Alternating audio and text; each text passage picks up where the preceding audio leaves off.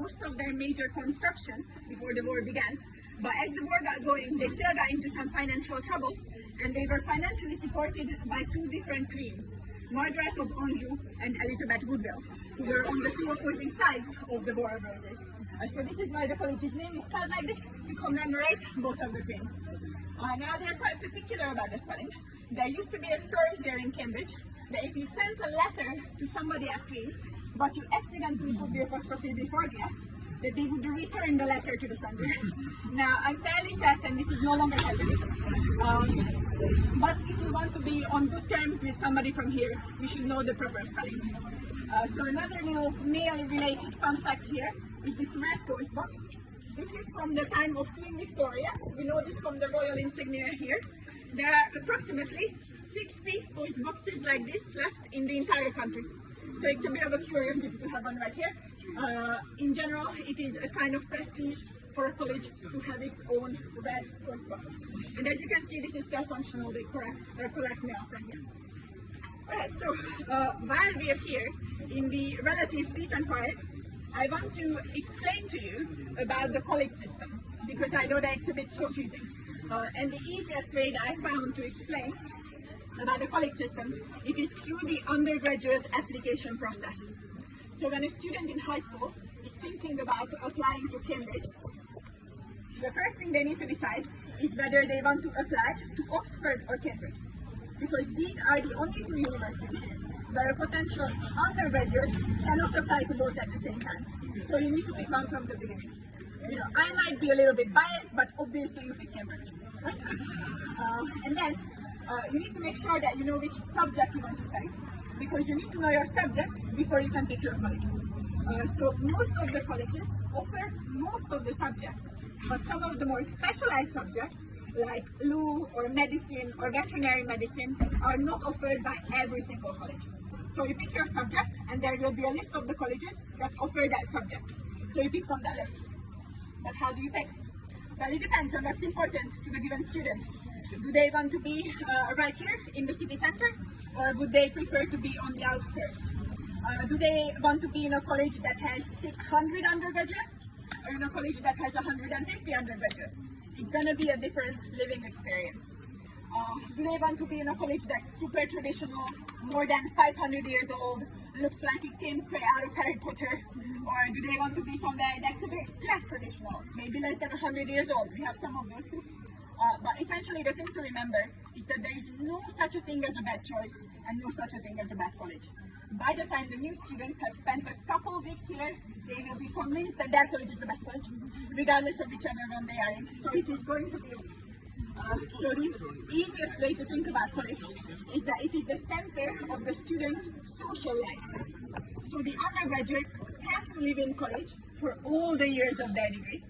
They will have most of their meals in college, they will be playing college sports, they will be members of college societies.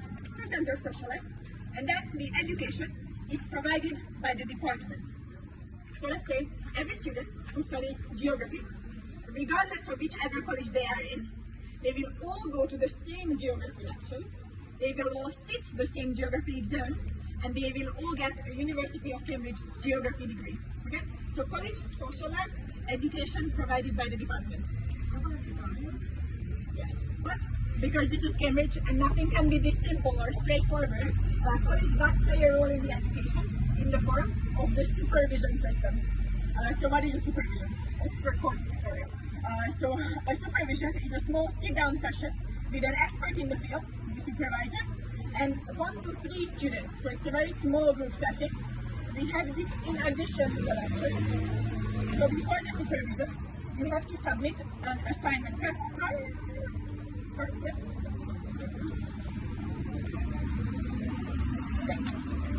So before the supervision, you have to submit an assignment. This is usually an essay in the arts, humanities, social sciences, or a problem sheet in mathematics, natural sciences.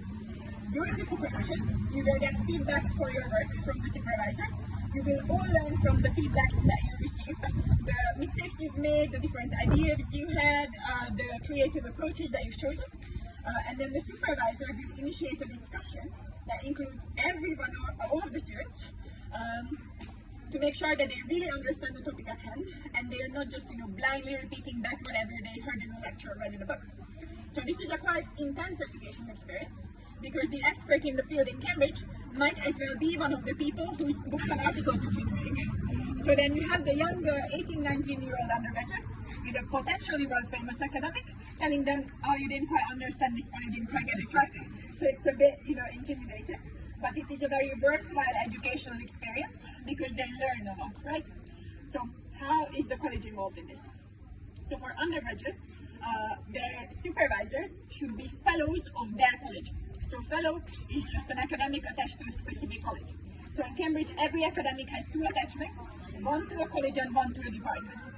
So it is through the fellows that some of the colleges will develop a reputation for specific subjects, even though the education is mostly provided by the department. So for example, Trinity College, the one that we will see at the very end, has a reputation for mathematics because several of their fellows have won the Fields Medal in mathematics, which is the highest possible prize in maths. They don't have a Nobel Prize, okay? So if you want to study maths, you might want to apply to Trinity because you want to be supervised by those specific people who are internationally the best mathematicians, right? So this is how you have college, center of social life, education provided by the department, but college plays a role in the education in the form of the supervision system. And when you applied, you have to take standardized tests? Yeah, so the applications, the first thing is that Oxford and Cambridge has a deadline earlier than any other university in the UK for undergrads, because these are the only two places that hold interviews. So nowadays, the interviews tend to be combined with a written test. It's not a guarantee for every college and every subject. When I was coming here, I started my undergrad in 2014. It's a while ago. I did not have a written test, but I did have 3 different interviews around different topics. So the first one was only around like my extracurricular activities. That was done by somebody who teaches psychology. My second one was very much based on my personal statement that was conducted by a sociologist and a social anthropologist. And then I had a final one, which did actually have a piece of reading that they gave me just there, and then we talked about the text to see essentially my reading comprehension, critical thinking skills, that kind of stuff. So it really depends, but because it's the college for undergraduates who decide who to admit, they can have slightly different procedures. Because you can go with essentially the educational philosophy of the college, right? In some cases, standardized testing, doesn't suit everyone. It doesn't go with, everybody's educational record and that kind of stuff. We have several colleges that are mature colleges that are that's for students who are 21 and older. And for example, for my undergraduate college, it was Lucy Cavendish College, which at the time was a women-only mature college. So their specific educational ethos was to give a chance to women who had to essentially stop their education when they got married, back in the 60s, 70s, whenever. So in that college, as an undergraduate, it was not surprising to me to see women in their 50s, 60s as an undergraduate student. So their ethos was very much not this kind of standardized testing, but to give a chance to people to continue their education. So yeah, there is a lot of different approaches, and the colleges can make their own decisions. So the last thing that I wanted to cover here is that this was the undergrads, and then the main difference for masters and PhDs is that by the time you're doing your master's or PhD, your topic is so specialized that your college might not have a person with expertise in it. So then your supervisor is based in your department rather than in your college. Okay. Any other questions? Yeah, question. How long is undergraduate and how long is master's and PhD? So undergraduate is 3 years.